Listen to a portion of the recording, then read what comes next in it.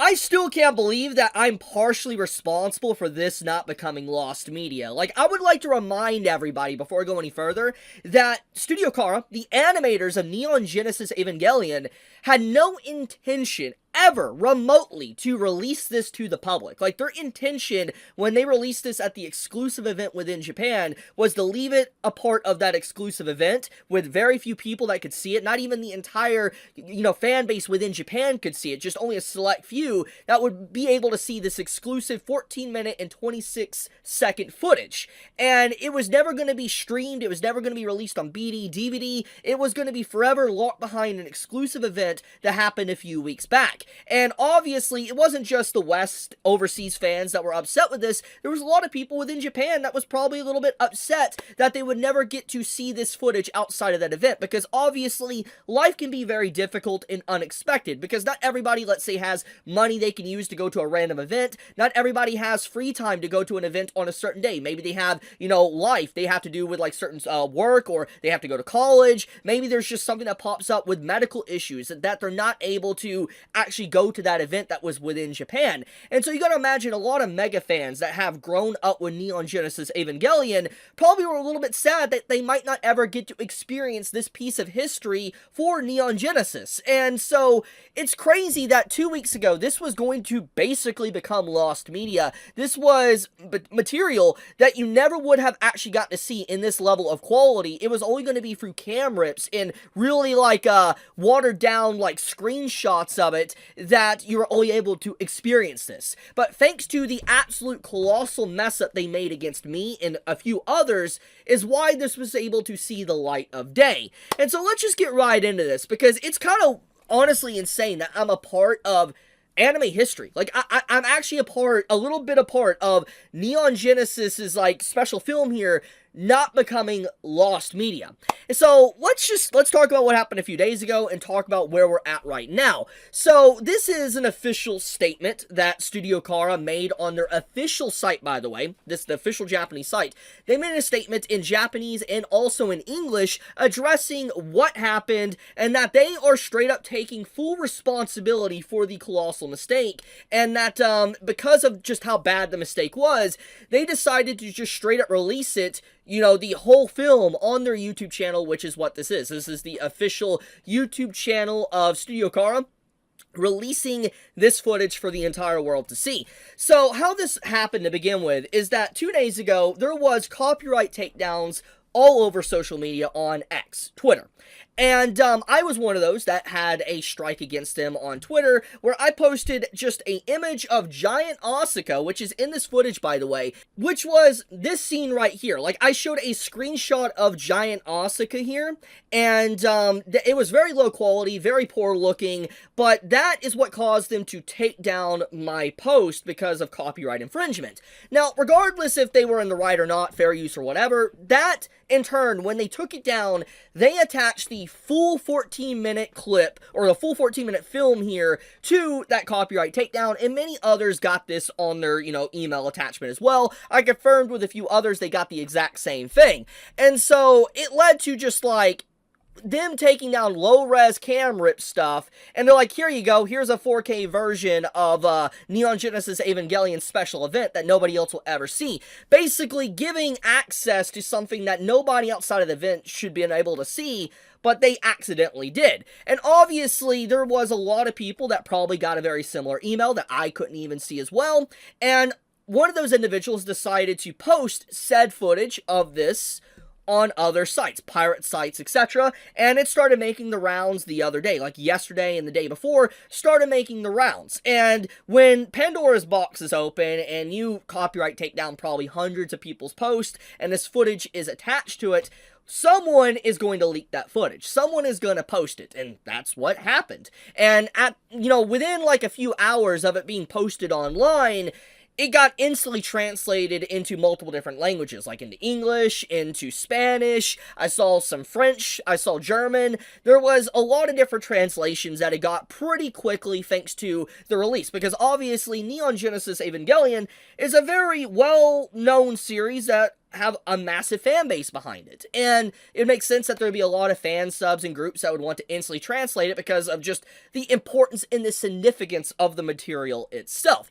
So, thanks to just the Pandora's box being opened, and Studio Car couldn't really keep this under wraps anymore, and technically they were responsible for this to happen to begin with, which they even admit in this statement here that they're responsible for it, they decided, okay, fine, we're going to release this on YouTube, and everybody basically can watch it for free. And I'm not gonna lie, I'm pretty shocked with how they handled this, because one thing in particular that really shocked me is that they could have region locked this video. For those that don't know, there is capabilities to, when you upload a video on YouTube, like for instance, let's say you're in Japan, you can region lock that footage to just only people within Japan can see it. Now, obviously, there's VPNs and stuff and all that, you could kind of get around that, but the point still stands, is that they did not region lock this, which I think is just really crazy to me. Like, I'm really shocked they did not do that, but also the fact that they just straight up released it. And it really does make me wonder if it was a marketing strategy or not. I kind of doubt it was. It seems by just their statement alone, it really was a mistake, and that's just what led to this entire situation. So let's read what they had to say here. Kara Inc. has been working to remove illegal recorded footage of the short animation Evangelion 30th Anniversary Special Screening, which was screened at the Evangelion 30 Plus Festival held on February 21st to 23rd, 2026, celebrating the 30th anniversary of the Evangelion series. This animation was prepared exclusively for screening at the event venue, and unauthorized filming and public distribution had been strictly prohibited. However, following incidents in which some attendees ignored these rules and recorded the screening and uploaded the footage illegally, we have been submitting takedown requests for infringing posts on social media since the evening of February 21st. During the process of submitting takedown requests to X, information included in our report to demonstrate ownership of the video's copyright was disclosed to the account that had posted the unauthorized recordings due to the platform's reporting system. As a result, official data that should never have been provided outside the company became temporarily accessible from external sources. The individual who had uploaded the illegal recorded footage downloaded the data and subsequently spread the official footage across social media platforms, including X, in the early morning of Saturday, March 7th, 2026. Upon discovering the situation, we immediately deleted the exposed data. This incident resulted from human error during the reporting process and from an insufficient understanding of X's takedown report or request system. Car Inc. takes the matter extremely seriously and is currently taking urgent steps to address the situation and bring it under control. We regret any concern this situation may have caused. We sincerely apologize to all parties involved and to everyone who has supported the Evangelion series for the concern and inconvenience this incident has caused. We also sincerely apologize to anyone who attended the event for the distress and inconvenience caused by this situation. We are treating this matter with the utmost seriousness and are currently confirming the facts and conducting a thorough investigation into the cause of the incident, while also considering measures to prevent reoccurrence. Moving forward, we will continue to work closely with relevant parties and take appropriate action. We appreciate your understanding. So basically what they're saying is that they are taking fault here. This is basically them saying they had a very poor understanding of X's takedown system, and also it was a result of a human error within their company that sent these reports or takedown notices on X. And they said that they will look forward to not redoing the event and have the prevent reoccurrence of this issue happening in the future. But this is pretty wild stuff. Pretty much the company just outright says, yeah, what happened, how it happened, and they're going to take steps to make sure this does not happen again. But this was a pretty big mess up on their part, but in a way, look, I might not win any awards for saying this, but I'm just going to say it. I'm just going to say it like it is. I think in the grand scheme of things, this is for the best. And the reason why I say that is because locking such footage behind FOMO, or in this case an event, an exclusive event, is kind of fucked up. I'm not gonna lie. It's not just disrespectful to, like, for instance, overseas fans. I'm just talking about Japanese fans. There's a lot of Japanese fans that could not see the event, and I think it's really disrespectful to basically slap fans that have been a fan of your series potentially for 30 years and basically saying, you're out of luck, you can't watch this, you didn't buy our exclusive event, you can't watch this footage anymore. Even though there is a lot of exclusive and great footage within this that, you would never be able to see if this did not happen, if this event and this accident did not happen. And so, my opinion on this entire situation, I'm happy it happened.